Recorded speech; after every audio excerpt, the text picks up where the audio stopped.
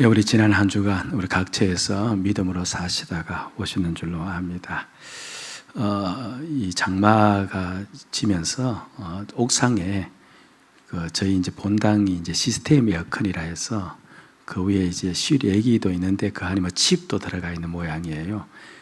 그런데 그게 아마 이제 비에 젖어서 그런지 지금 에어컨이 되지를 지금 않고 있습니다. 좀 덥더라도 그렇죠. 좀 참으면서 그렇게 예배를 드려야 될 것 같아요. 자, 우리 옆에 있는 분들 좀 멀리 앉아 계시지만 눈인사라도 한번 하십시다. 한 주간 믿음으로 사시느라고 수고 많았습니다. 한번 보시고요. 한번 봐주세요. 그냥 옆에 분들. 그것도 수고하셨고. 이 바울이 이제 고린도 후서를 이제 서기 1년 전에 고린도 교회에게 예루살렘 교회를 위하여 구제 헌금을 할 것을 요청을 하죠. 예루살렘에 이제 흉년이 왔어요. 그런데 흉년도 흉년이지만 그 예루살렘 교회의 구성 멤버들이 누구냐 하니 상당수가 외국에서 살다가 외국의 상황이 힘들고 어려워지니까 다시 본국으로 돌아온 홀로 된 여인들이 많은 겁니다. 경제적으로 곤핍한 자들이 많은 거죠. 흉년도 왔고 본국으로 살려고 왔는데 그들이 살 만한 능력도 없고 그러니까 그들의 삶이 상당히 힘들어졌습니다. 그걸 이제 알고 바울이 자신이 개척한 교회들에게 구제 헌금을 조금 해다오라고 요청을 하기 시작했고 고린도 교회도 그렇게 요청했는데 그런데 이제 우리가 지난번 보았던 것처럼 바울과 고린도 교인 사이에 여러 많은 일들이 있다 보니까 헌금이 허지부지하게 된 겁니다. 그러다가 디도로부터 그들이 바울의 말에 순종했다는 말을 듣고 다시 용기를 내어서 1년 전에 너희들이 약속했지 않았느냐 다시 한번 힘을 내어서 헌금을 해다오라고 요청하는 내용이 이제 오늘 본문인데 성경 8장 10절을 보세요. 고린도서 8장 10절 보면 그 이야기를 기록해 놓았어요. 같이 한번 읽어볼까요? 시작. 이 일에 관하여 나의 뜻을 알리노니 이 일은 너희에게 유익하면 너희가 1년 전에 행하기를 먼저 시작할 뿐 아니라 원하기도 하였은저. 그렇게 1년 전 너희들 구제 헌금하려고 했던 것들 이제 좀 해다오라는 말이죠. 그런데 그들에게 헌금을 요청하면서 이미 헌금을 한 교회가 있어요. 마게도냐 교회인데 근데 마게도냐는 지역 이름이지 교회 이름은 아닙니다. 그 지역에 빌립보, 데살로니가 그다음 베레아라는 세 개의 교회가 있었어요. 근데 그 세 개의 교회를 통틀어서 마게도냐 지역에 있다고 해서 무슨 교회라 불러요? 마게도냐 교회라고 부르는데 그 교회가 헌금을 미리 한 겁니다. 그런데 그 교회는요 상당한 핍박을 받고 있었어요. 예수를 믿는 것으로 인해 핍박을 받고 있었고 그리고 그 지역은요 로마의 속주였습니다. 고린도 지역은 아가야 지역이라 해서 로마의 속주에서 벗어났는데 로마에 속해 있다 보니까 상당한 세금을 또 이렇게 내야만 됐어요. 그러니까 예수 믿는 것으로 핍박도 왔고 세금도 내어야 되고 그러다 보니 이들의 삶이 상당히 힘이 들어졌어요. 그래서 얼마나 힘든 삶을 사느냐니까 8장 2절에 나오는데요. 환난의 많은 시련 가운데서 그들의 넘치는 기쁨과 그 다음 어떤 대목이 나와요? 극심한 가난. 그러니까 극심한 가난 속에 성경 원문을 보면 밑바닥 삶을 살았다라고 되어 있어요. 끼니조차 이어갈 수 없는 밑바닥 삶을 살았는데 그런데 그들이 헌금을 했는데 어떻게 했느냐니까 저 말씀 2절 끝부분에 보니까 풍성한 연보를 어떻게 했다는 거예요? 넘치도록 했다는 겁니다. 그러니까 바울은 마게도냐 교회가 헌금을 한 모습을 고린도 교회에 일러주면서 봐라 헌금은 이렇게 해야 된다 라고 헌금을 이제 이 고린도 교인들에게 가르쳐주고 독려를 하는 겁니다. 마게도냐 교회는 이렇게 헌금하였다. 너희들도 이렇게 해주기를 원한다 라고 지금 이야기하고 있는데, 그래서 오늘 우리는 이 본문을 통하여서 헌금이 무엇인지를 배우려고 하는 겁니다. 이게 상당히 중요해요. 우리의 신앙생활에서 헌금 생활은 빠질 수가 없고, 그리고 헌금 생활은 한편으로 보면 신앙생활을 좌지우지할 수 있는 그와 같은 종류이거든요. 그래서 헌금은 무엇인가라고 제가 오늘 본문에 나오는 대로 세 가지를 일러드릴 텐데, 혹시나 볼펜을 가지고 계신 분 있으면 그 성경에다가 세 가지만이라도, 소주제만이라도 적어 놓으시고 자주 보시면서 그와 같이 헌금을 하시면 큰 은혜가 반드시 될 줄로 믿습니다. 그럼 오늘 우리가 무엇을 배워야 되는가? 헌금이 무엇인가 할 때요, 말할 것도 없이 헌금은 누구에게 드리는 겁니까? 주님께 드리는 거죠. 그 이야기 하는 것이 아니고, 주님께 드리는 그 헌금은 바로 은혜이다 하는 겁니다. 헌금은 은혜이다. 헌금은 은혜이다 하는 겁니다. 우리 한번 따라 합시다. 헌금은 은혜이다. 우리 다시 한번 시작. 헌금은 은혜이다 하는 겁니다. 다 우리 본문을 통해서 확인해 봅시다. 자, 2절에 그렇게 넘치도록 헌금을 했는데요, 8장 1절을 보니까 형제들아, 하나님께서 마게도냐 교회들에게 주신 무엇을 우리가 너희에게 알린다? 은혜를 너희에게 알린다. 그래서 은혜가 무엇이냐 2절에 설명하기를 극심한 가난 가운데 연보를 넘치도록 했다라고 이야기를 합니다. 예. 보세요. 가정이 화목해요.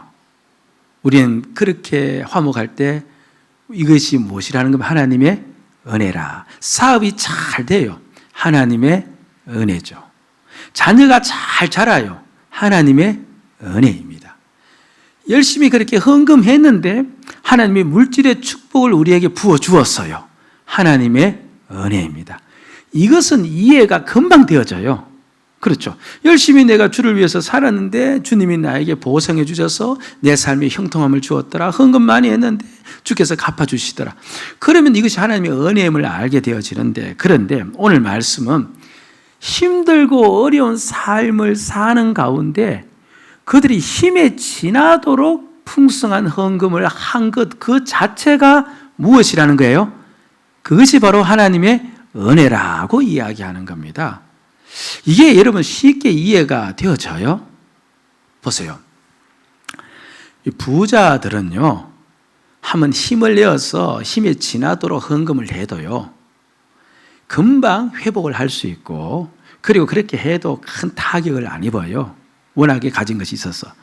그런데 여기 끼니조차 이을 수 없는 자들이 자신의 힘에 넘어선 그렇게 헌금을 해버리면, 그럼 이들은 삶을 어떻게 살아야 되는 겁니까? 힘들게 어렵게 사는데다 더 힘들게 살아야 되고, 그게 빨리 회복이 되어져요, 안 되어져요? 회복이 빨리 안 됩니다. 어렵습니다. 돈 없는 자가 돈을 빌리면 돈 갚는 게 얼마나 힘들지 모르잖아요.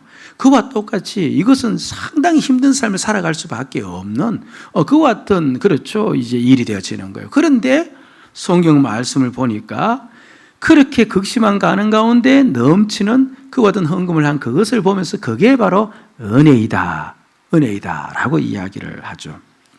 헌금이 은혜라고 이야기하는 까닭은요, 헌금은요, 여기서 말하는 헌금은 뭐냐, 제가 뒷부분에 가서 말씀을 드리겠지만, 우리는 그냥 마음에 정한 대로 하나님께 내면 헌금이라고 생각하는데, 성경은 그렇게 이야기하지 않아요.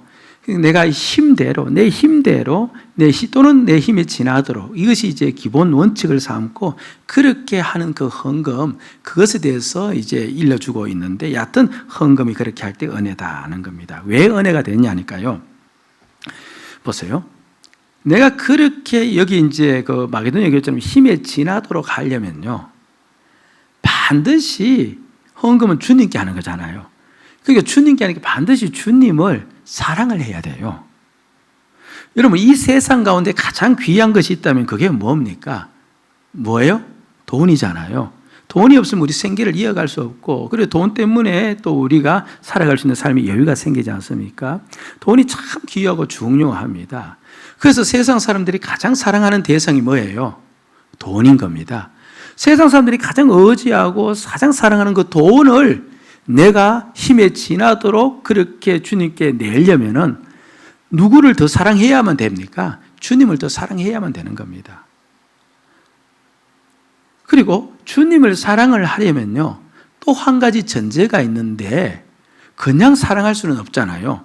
반드시 주님이 날 사랑하셨다는 것을 또 깨달아야만 그게 가능한 겁니다. 그 사랑을 내가 깨달으면 깨달을수록, 주님이 나를 사랑했다는 사랑의 깨달음이 많으면 많을수록 그 사람은 주님을 더 사랑하게끔 되어 있고, 그러면 그에게는 이와 같은 일들이 일어날 수 있다는 겁니다. 어디에서 이런 이야기가 있느냐 하니까요, 누가복음을 보면 이제 그 향유를 부은 여인 이야기가 나오는데 이래요. 바리새인이 예수님을 집으로 이제 이렇게 초청을 했죠.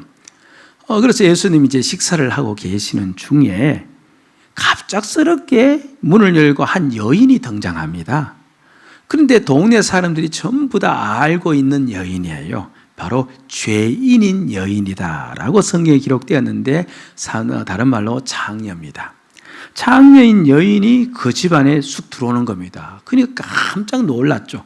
근데 그 여인이 예수님의 등 뒤로, 식사를 하고 계시는 중에 등 뒤로 가서 예수님의 발 아래 무릎을 꿇고 그에게서 눈물이 발을 다 적세요. 눈물이 발을 다 적으니까 뒤에서, 그렇죠, 그의 발을 이제 머리털로 씻깁니다. 의자에 앉아서 식사하는 것도 아니고, 그 다음에 일반 우리처럼 온돌 위에 앉아서 식사하는 게 아니고, 그 당시 식사법은 옆으로 비스듬히 누워서 식사를 했으니까 뒤로 돌아가서 발을 다 그렇게 할 수가 있는 거죠. 머리털로 씻기고, 그렇게 씻긴 다음에 거기에다가 자신이 가져온 향유를 깨뜨립니다. 고가의 옥합을 깨뜨려서 그에게 붓습니다. 그렇게 그 모습을 물끄러미 이 바리새인, 예수님을 초청한 바리새인이 바라보다가 속으로 생각하는 거예요. 아니, 저 여인은 죄인인데, 예수님이 저 여인이 죄인인 줄 아는데 어떻게 저렇게 자기에게 가까이 와서 저렇게 하도록 내버려 둔다는 말인가? 유대 법에서는 죄인과 경건한 사람은 같이 갈 수가 없고, 죄인이 만지는 모든 것은 더러워지고, 그러면 죄인인 여자가 예수님을 만지면 예수님도 더러워지는 셈이 되어지는 거죠. 그래서 자신들의 법으로서 저렇게 하면 예수님이 안 되는데 왜 저렇게 하느냐, 아니 저 여인이 죄인인 줄 모르시는가 라고 생각을 할 때 그 생각을 아시고 예수님이 왜 저 여인이 나에게 저렇게 했는가를 설명을 하는데 이렇게 간단하게 설명을 해요. 사함이 많은 자는, 죄사함이 많은 자는 나를 많이 사랑하고 죄사함이 적은 자는 나를 적게 사랑한다. 이 여인은 많은 죄를 지었거든요. 그런데 예수님이 자신의 죄를 사하여 주신다는 것을 안 거죠. 그 예수님으로 말미암아 자기가 구원받는다는 것을 아는 거죠. 죄 덩어리, 죄 가운데 살고 있는 그가 예수님으로 인해서 죄 사함 받고 구원받는다는 그 놀라운 사랑을 깨달으니까 이 여인은 예수님을 사랑하지 않을 수가 없고, 사랑하지 않을 수가 없으니까 그 예수님에게 향유 옥합을 깨뜨려서 가장 귀한 것을 내어놓을 수가 있었다는 겁니다. 그런데 그 집에 예수님을 초청한 바리새인은요, 원래 손님이 오면 발 씻을 물도 주어야 되고, 이제 이스라엘의 척박한 기후에서 머리에 바를 기름도 좀 주어야 되는데 예수님이 오실 때 발 씻을 물도 주지 않고 머리에 기름도 바르지 않았고, 왜 그 사람은 그렇게 했을까? 바리새인은 자기가 율법을 지키면서 살면 어렵다고 여기고 자신은 죄인이 아니라고 여기기 때문에 죄사함 받은 것을 모르고 죄사함 받아야 되는 줄도 모르니까 예수님의 사랑이 그에게 없는 겁니다. 예수님의 사랑을 깨닫지 못하니까 예수님을 사랑하지 않게 되어지고, 예수님을 사랑하지 않으니까 당연히 발 씻을 물조차 내어놓지 않게 되었다. 그 이야기를 그렇게 하고 있는 것이지요. 예? 마게도냐 사람들이요, 교회가 예루살렘 교회예요. 이름도 모르고, 그렇죠, 누구도 모르는데 왜 그렇게 모든 힘에 지나도록 헌금을 할 수 있었냐 하니까 바로 그렇습니다. 바로 자신들이 이방인인데 원래 자신들은 유대적 개념으로 보면 구원받을 수 없는 자들이고 자신은 죄 때문에 지옥 갈 수밖에 없는 자들인데, 자신들이 예수 그리스도의 사랑으로 그렇죠. 죄 용서받고 구원받게 되었죠. 그런데 그 예수가 어디에서 나온 겁니까? 예수님이 어디 출신이에요? 예루살렘 출신인 거예요. 그리고 그 예수님을 소개해 준 사람들이, 사도들이 또 어디 출신입니까? 예루살렘 출신들입니다. 예루살렘 교회가 아니었으면, 그렇죠, 그곳에서 내가 복음을 전해 듣지 못했을 것, 주님의 사랑을 내가 받지 못했을 것인데, 예루살렘 교회가 있었기에 내가 주님의 사랑을 받을 수 있었고, 내가 이렇게 이방인임에도 구원받을 수 있었고, 그러니까 내가 주님을 사랑하며 살아갈 수 있게 되었다. 그러니까 그 주님을 사랑하는 그 마음들이 그 안에 충만하니까 바로 주님을 자신들에게 소개하고 보여주신 그 예루살렘 교회에도 그렇게 헌금을 하게 되었다는 것을 일러주고 있는 겁니다. 그런데 이제 그것을 은혜라고 이야기하는 까닭은요, 은혜라고 이야기하는 까닭은 여러분들 지난 시간에도 동일한 말씀을 했지만 믿는 자에게 최고의 축복과 최고의 은혜가 있다면 다른 것도 아니에요. 주님의 사랑을 깨닫고 주님을 사랑하며 사는 거예요. 자, 옆에 한 가정이 있습니다. 화목합니다. 경제적으로도 넉넉합니다. 자녀들도 잘 자랍니다. 참 하나님의 은혜를 받았다라고 이야기할 수 있는 가정이에요. 그런데 그 가정 속에 주님의 사랑을 모릅니다. 그리고 주님을 사랑하지를 못합니다. 자, 보세요.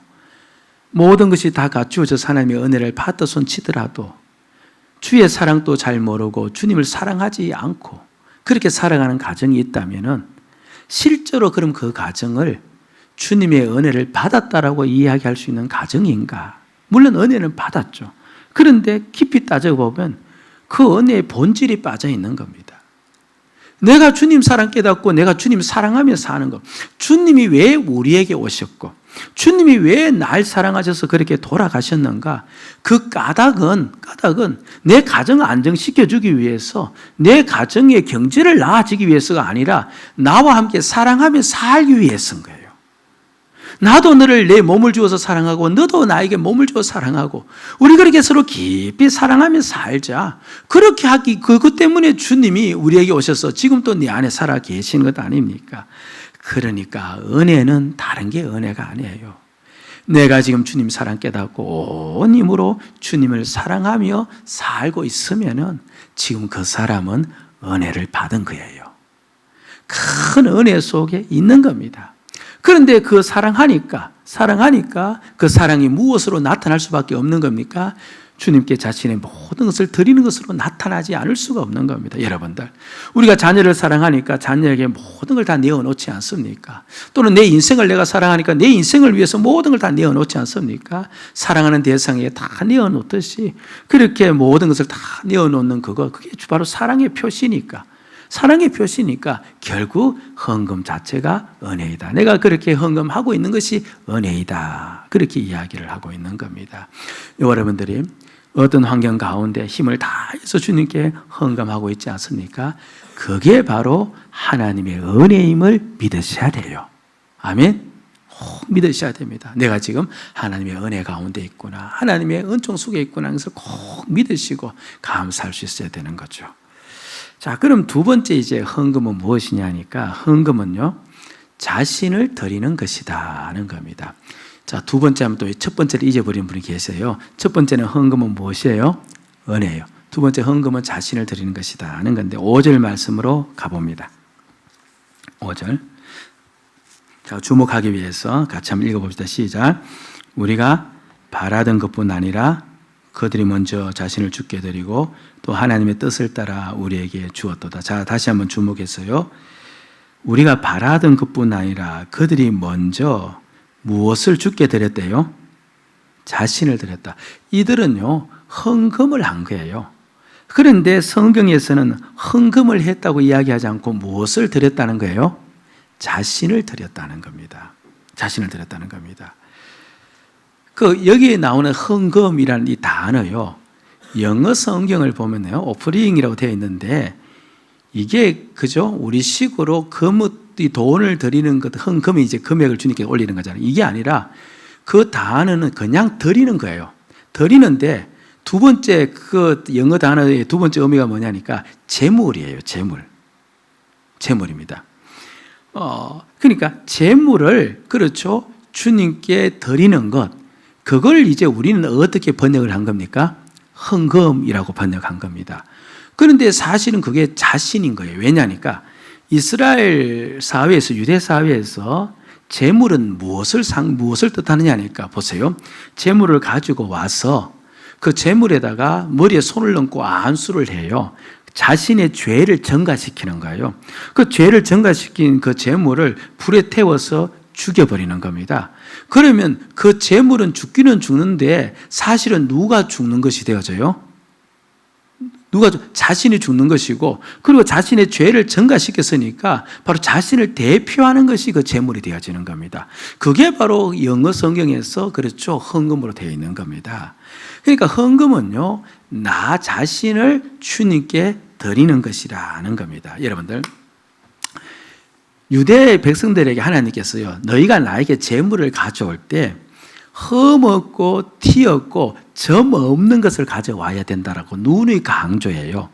왜 그렇게 강조하느냐? 당연하지 않습니까? 하나님을 존중해야 되는데 하나님을 존중하지 않고 어떻게 흠과 티가 있는 장애가 가지고 있는 것들을 가져갈 수 있습니까? 라고 이야기할 수가 있는데, 물론 하나님을 존중히 여기는 마음이 있어야 돼요.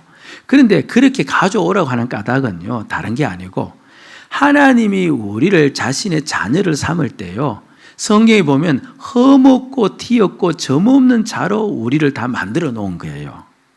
우리가 하나님의 자녀가 될 때 우리는 흠과 티가 없는 순결한 하나님의 자녀가 된 거예요. 그러니까 우리 자신을 드리는 것이 바로 재물인데, 그럼 재물도 당연히 우리 자신을 대표하기 때문에 어떤 걸 가져가야 돼요? 흠과 티와 점이 없는 것을 가져가야 되는 거예요. 그래서 그것을 가져오라고 그렇게 이야기합니다. 누가복음을 보면요 예수님께서 성전 마당에 서 계시다가 이제 거기 헌금교회가 여러 개가 있거든요. 십수개가 있는데, 우리는 이제 오늘 우리 교회에서, 오늘 현대 교회에서만 헌금 또 이 헌금 저 헌금, 헌금 내용이 많은 줄 아는데 그게 아니에요. 그 당시도 헌금의 내용들이 많았어요. 구제 헌금도 있고 성전 헌금도 있고 여러 가지 헌금 이제 교회가 많이 있는데, 그 중에 어느 한 헌금 교회에 예수님이 앉으셨습니다. 앉으셔서 이 사람들이 헌금을 어떻게 하는가 눈여겨보겠다는 거죠.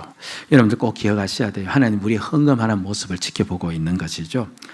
그때 이제 부자가 오더구만 한 움큼의 헌금을 하는 겁니다. 그 헌금 소리가 이제 헌금통에 떨어지니까 소리가 다 쪼르르나지 않겠습니까? 그 다음에 이제 가난한 이제 과부가 와서 돈을 넣는데 이 소리가 딱 들어보니까 몇 개가 떨어지냐니까 2개밖에 안 떨어지네요. 동전 2입을 넣는 겁니다. 그 모습을 보시고 주님이 하신 말씀 우리가 알고 있어요. 이런 말씀 하셨어요. 자, 여러분들 누가복음 21장 4절 말씀인데 한번 보시기 바랍니다. 같이 읽을까요? 시작. 저들은 그 풍족한 중에서 헌금을 넣었거니와 이 가부는 그 가난한 중에서 자기 가지고 있는 생활비 전부를 넣었느니라 하시니라. 자, 자막을 보시면서 보세요. 주님은 그 과부를 칭찬하거든요. 그렇죠? 그 부자가 낸 헌금, 그 헌금이 아니다. 그 이야기는 아니에요. 그도 헌금을 했어요. 그런데 정말 참된 헌금은 과부의 헌금이다라고 이야기합니다.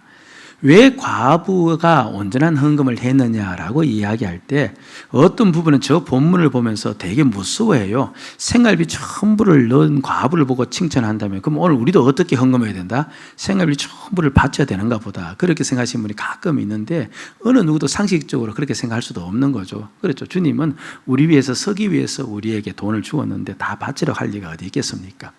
근데 생활비 전부란 것은요 다른 걸 이야기하는 것이 아니고 마침 그때 과부에게 딱 있었던 돈이 얼마밖에 없다는 겁니까? 한 2,000원밖에 없었다는 겁니다. 그러면 그게 전부인데 그거를 헌금해버리면 주님께 바쳐버리면 과부는 그날 어떻게 살아야 돼요? 그날 굶어야 되는 거예요. 그날 그렇죠 살아갈 수가 없는 겁니다. 그럼 비록 그 작은 하루의 경우지만 그 생활비 2,000원 안 되는 그것을 넣음으로 말미암아서 과부는 그렇죠 하루 삶을, 하루 생활을, 하루의 생명을 넣은 겁니다. 결국 누구를 바친 거예요? 누구를 바친 겁니까? 자신을 바친 셈이 되어져요. 헌금은 자신을 바치는 것이다. 그걸 이제 강조하고 가르치기 위해서 저 이야기를 꺼내고 있는 겁니다. 예? 여러분, 헌금은요, 꼭 기억하세요. 물론 상황과 환경이 다 다르지만서도 믿음이 온전한 가정도 있고 또는 홀로 믿으면서 힘겹게 살아가시는 분도 계시고 그런 분인데, 그러나 어따든 헌금은 최소 기준이 있는데 힘대로 해야 돼요. 그리고 그 다음에 조금 더 나가면 힘에 지나도록 해야 돼요. 이것이 우리가 헌금해야 될 기준인데, 자 보세요. 왜 그렇게 해야 되느냐 하니까요, 헌금은 자신을 드리는 것이기에 헌금에는 그 사람이 나타나야 돼요. 그러니까 헌금은 우리를 대표한다는 말입니다. 대표하는 말이에요. 그러니까 자신의 능력과 자신의 수익과 자신의 모든 것이 헌금을 통해서 나타나야 됩니다. 예를 들면 구약에서 재물을 가져오라고 했을 때요, 가난한 자, 그 다음에 서민들, 부자들, 그 사람들에게 똑같은 재물을 가져오라고 한 적이 없어요. 가난한 자들에게는, 집에 아무것도 없는 자들에게는 가져갈 재물이 없잖아요. 그래서 그들에게는 산에 가서 그냥 산비둘기 잡아서 나에게 재물로 가져오라고 이야기했고, 근데 부자들에게는 뭘 요구했느냐 하니까 너희들은 양이나 소를 가지고 나에게 제사하라, 그렇게 이야기를 한 겁니다. 부자가요, 만약에 그렇죠, 내가 왜 이렇게 해야 되느냐 하면서 산비둘기 잡아와서 헌금을 하잖아요. 그러면 그것은 부자의 헌금이 안 되는 거예요. 부자는 자기가 수입을 가지고 넉넉히 가지고 있는 그는 그 수입만큼은 해야 돼요. 그게 힘대로 하는 거예요. 최소 기준은 그것이, 그게 헌금은 자신을 대표하는 것이기 때문에. 더 실제적인 예를 들면요, 500만 원의 수입을 가지고 있는 자가 있고 100만 원의 수입을 가지고 있는 자가 있지 않습니까? 그렇죠. 물론 100만 원 수입 가진 자가 힘에 지나도록 함으로 말미암아 500만 원 가진 자의 수입 헌금과 똑같이 할 수는 있지만서도, 그런데 500만 원 수입 가진 자가 그렇죠, 힘대로 하는데 100만 원 가진 자와 수입과 그 병자가 헌금하는 것과 똑같아서는 안 돼요. 그는 500만 원을 수입을 가지고 있기 때문에 그 헌금에는 나는 500만 원 수입을 가지고 있습니다라는 것을 드러내어 주어야 돼요. 자신을 나타내는 것이기 때문에, 자신을 드리는 것이기 때문에, 내가 1000만 원을 벌면 나는 1000만 원 수입을 가지고 있습니다라는 것을 헌금을 통해서 드러내 주어야 되는 거예요. 헌금은 자신을 대표하는 것이기 때문에 그렇다는 겁니다. 그런데 수입이 적어도 주님을 사랑하는 마음이 크면 클수록 그 힘에 지나도록 해요. 그것이 이제 마게도냐 교회예요. 극심한 가난 속에서도 주님을 너무 사랑하다 보니까 그들은 힘대로 할 뿐 아니라 힘에 지나도록 했습니다. 그래서 풍성한 연부가 일어났다는 것이죠. 그래서 헌금은 그렇죠, 자신을 대표하는 것이기 때문에 가장 기본이 힘대로 해야 돼요. 내 남편이 믿지 않아서 나 홀로 신앙생활 할 때 그렇죠, 있잖아. 그래도 힘대로, 거기에 맞는 힘대로. 그러나 가정이 온전히 다 예수를 믿고 그러면서 또 수입이 있으면은 그 수입만큼 그렇죠, 그 힘대로 해야 되지. 두 가정이 분명히 그렇죠, 가정이 다 예수고 온전히 가정을 예수를 믿고 수입이 있음에도 혼자 사는 여인도 안 될 거, 만약 그렇게 산비둘기 잡아서 헌금한다면 헌금의 대표성을 잃어버려요. 그 헌금은 자신을 바치는 것이 아닌 셈이 되어질 수가 있다는 것을 일러주고 있는 겁니다. 그래서 헌금은 자신을 드리는 것이다 라고 이야기를 합니다. 여러분도 어떠하든 간에 그런 자신을 드리는 헌금이 될 수 있기를 제가 주의 이름으로 부탁을 드립니다. 또 그런 자에게 주시는 은혜가 있는 거죠. 자, 세 번째입니다. 세 번째, 헌금이 내 믿음을 지켜요. 자, 첫 번째 헌금은 뭐예요? 은혜요. 두 번째 헌금은 뭐예요? 자신을 드린 거예요. 그 다음에 세 번째, 헌금은 내 믿음을 지켜요. 무슨 말이냐니까요, 우리가 헌금에 대해서 크게 오해하는 게 있는데, 이게 뒤에도 이제 고린도전서 9장에서도요, 9장에서도 헌금 이야기를 이어져 가는데 9장 7절을 보면 이제 우리가 다 알고 있는 요절인데 이걸 가지고 와서 우리가 헌금을 좀 오해를 하고 있어요. 9장 7절을 보면 어떻게 이야기해요? 같이 읽어볼까요? 시작. 각각 그 마음에 정한 대로 할 것이요 인색함으로나 억지로 하지 말지니 하나님은 즐겨내는 자를 사랑하시느니라. 그러니까 각각 그 마음에 어떻게 한 대로 정한 대로 하고, 그리고 그렇죠, 억지로 하지 말고 어떻게 하라는 거예요? 즐겨내어라, 그렇게 이야기를 합니다. 그러니까 이것을 우리는 어떻게 받아들이냐니까요, 헌금은 강요해서는 절대로 안 된다는 것과, 또 하나는 헌금은 액수가 중요한 게 아니고 마음이다, 그렇게 이야기해요. 각각 그 마음에 정한 대로 즐겁게 하라고 했으니까 그냥 내 마음에 드는 대로 내가 즐겁게 하면 그게 헌금이 되지 않느냐라고 이야기합니다. 그래서 이제 옆에 있는 분들에게도 그렇게 이야기를 해요. 헌금을 얼마나 하면 좋습니까? 뭐 그거 그냥 마음에 정한 대로 그냥 즐겁게 할 수 있으면 되니까 그렇게 하십시오 라는데, 여러분들 이거는요, 성경을 몰라서 그럴 수도 있겠고, 앞뒤를 잘 문맥을 파악해서 그럴 수도 있겠고, 여하튼 이건 얼마나 위험한 생각인지 몰라요. 보세요, 우리가 계속 주일마다 그 말씀을 듣는데, 내 마음이 정한 대로 내가 원해서 그냥 내가 즐겁게 해서 그래 이 정도 했으면 좋겠다라고 헌금을 하잖아요. 그럼 결국은 이 사람은 누구 마음대로 하는 겁니까? 누구 마음대로 해요? 자기 마음대로 하는 거예요. 자기가 주인 되어 사는 삶이에요. 이 각각 정한 대로 하십시오, 절제히 내십시오 할 때 하나의 전제가 있는데, 그 전제가 앞부분에 다 설명되어서, 전제는 뭐냐니까 힘대로 또는 힘에 지나도록. 너가 힘대로 하는데 너가 수입이 그만큼 있지 않느냐? 그럼 수입이 그만큼 있는 대로 너가 해야 되는데, 그 안에서 그 힘대로 할 때 너가 정하고 너가 즐겁게 하라, 이 말입니다. 그러니까 100만 원 수입이 가진 자가 힘대로 해서 내는 헌금과, 그리고 500만 원 가진 자가 그렇죠, 힘대로 할 때하고 헌금은 차이가 날 수밖에 없는 겁니다. 그 범위 안에서, 그렇죠, 너가 가지고 있는 수입과 너가 가지고 있는 능력 안에서 너가 각각 자기가 정한 대로 즐겁게 하라, 그 말이지, 그것을 다 무시해버리고 그냥 내 마음속에 드는 생각들, 나는 이 정도만 해도 되겠네 하면서 하는 것은 여기서 말하는 헌금이 아니다는 것을 우리가 이해를 해야 되는 겁니다. 예? 결국요, 내가 헌금을 어떻게 하느냐는 이 문제는요, 정말 중요한데, 내가 누구를 주인으로 섬기고 있는지를 볼 수 있는 대목이에요. 그래서 헌금이 그렇게 중요한 겁니다. 내가 과연 누구를 주인으로 섬기고 있느냐가, 이것이 어디에서 더 드러나느냐니까 헌금에서 그대로 드러나는 겁니다. 예? 내가 나의 마음을 기준으로 삼지 않고 주의 뜻을 따라 주님께서 요구하시는 대로 그렇게 내가 헌금을 하고 있느냐, 아니면 그냥 내 마음대로 내가 정해서 내 즐겁다고 내 수준에서 헌금하느냐, 그러면 지금 자신을 주인으로 삼고 있는 것이고, 그리고 사실 그렇게 하는 까닭은요, 그냥 내 모든 소유와 그리고 내 모든 능력을 무시하고 그냥 내 안에 뭐 조금이라도 내 마음대로 하자고 그렇게 하는 까닭은 사실은 돈이 아까워서 그런 거거든요. 돈이 아까워서 그런 겁니다. 그러니까 돈이 아까워서 그렇다는 그 말은 다른 말이 아니고요, 그러니까 돈을 자기의 주인으로 삼고 있다는 말도 되어져요. 물론 우리는 예수를 주인으로 삼고 있고, 그러면서도 자기도 주인 삼고 이것도 주인 삼고 있는데, 다만 우리 주님께서는 그냥 온전히 주님만을 섬기기를 원해서 이제 그렇게 이야기를 하고 있지 않습니까?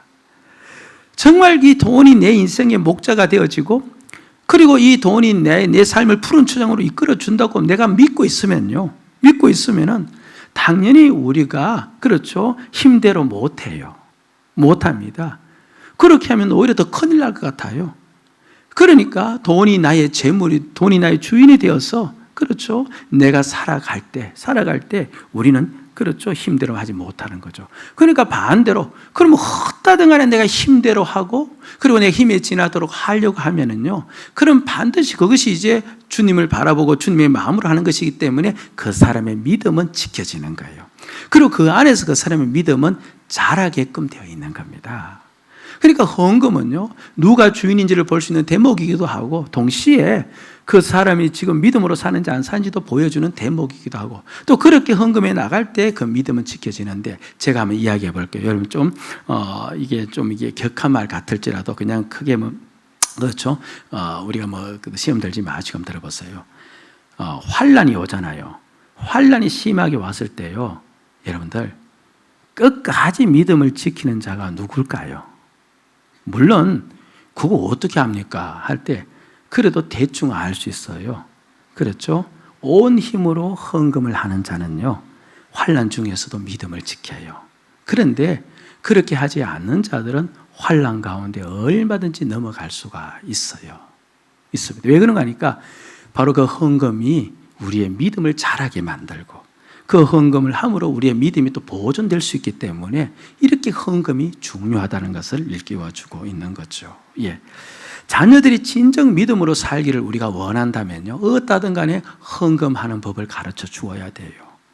이 세상이 너의 주인이 아니고 돈이 너의 주인이 아니고 주님이 너의 주인이심을 가르쳐 주기 위해서 헌금하도록 해야 되고, 그런데 자녀는 돈이 없으니까 부모가 대신 그 아이들의 이름을 가지고 헌금을 하더라도 자녀에게 헌금을 가르치는 것이 그 아이의 믿음을 보존시켜주는 방법입니다. 그런데 헌금은요, 내 믿음만을 지켜주는 건 아니에요. 놀랍습니다.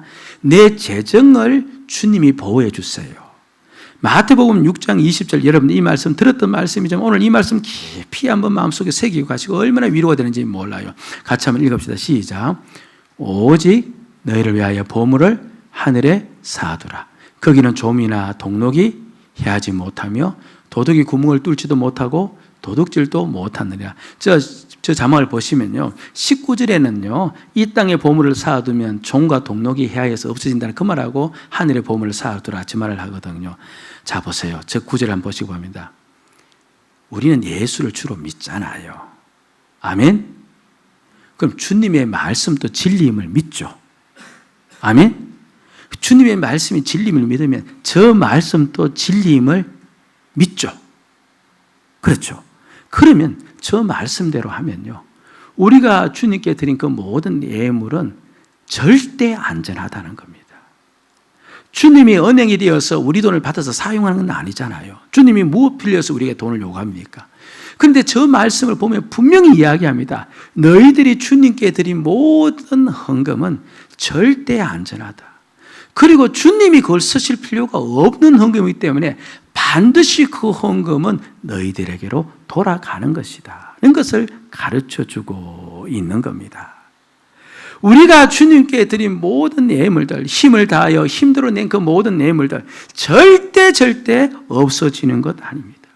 교회 안에요, 정말 힘들게 살면서도요, 우리 교회도 그런 분 참 많아요. 힘들게 살면서도 힘에 지나도록 하시는 분이 많이 계세요. 그래서 옆에 있는 분이 오히려 그렇죠, 마음이 그렇죠, 아이고 저렇게 하면 어떻게 하는가를 정도로 걱정스럽게 헌금하시는 분도 계세요. 우리 중에도 그런 분이 계실 줄 압니다. 그런 분들 힘내셔야 됩니다. 절대 그게 헛되지 않습니다. 그것이 절대 없어지지 않습니다. 만약 없어지고 그것이 헛되다면 주의 말씀이 잘못된 겁니다. 그것이 만약에 다 땅에 떨어지는 것이라면 그는 주님이 하신 말씀이 비진리가 되는 겁니다. 주님이 살아계시고 주의 말씀이 진리임을 우리는 믿기 때문에 우리는 그 모든 것들이 절대 없어지지 아니함을 우리는 믿습니다. 그것이 영원하다는 거예요. 반드시 우리를 위해서 주님께서 사용하시겠다 하고, 사실 그렇죠, 제가 자세는 이야기 못하지만 저의 삶을 통하여서도 얼마든지 간증을 할 수 있는 대목이기도 합니다. 여러분들 헌금 함부로 하는 거 아니올시다. 저와 여러분들이 헌금 속에 이런 깊은 의미가 있음을 믿고 내가 힘대로 또는 주를 서 사랑하는 마음으로 힘에 지나도록 할 때, 내가 이것이 바로 하나님의 은혜이구나. 이것이 바로 하나님의 은혜이구나.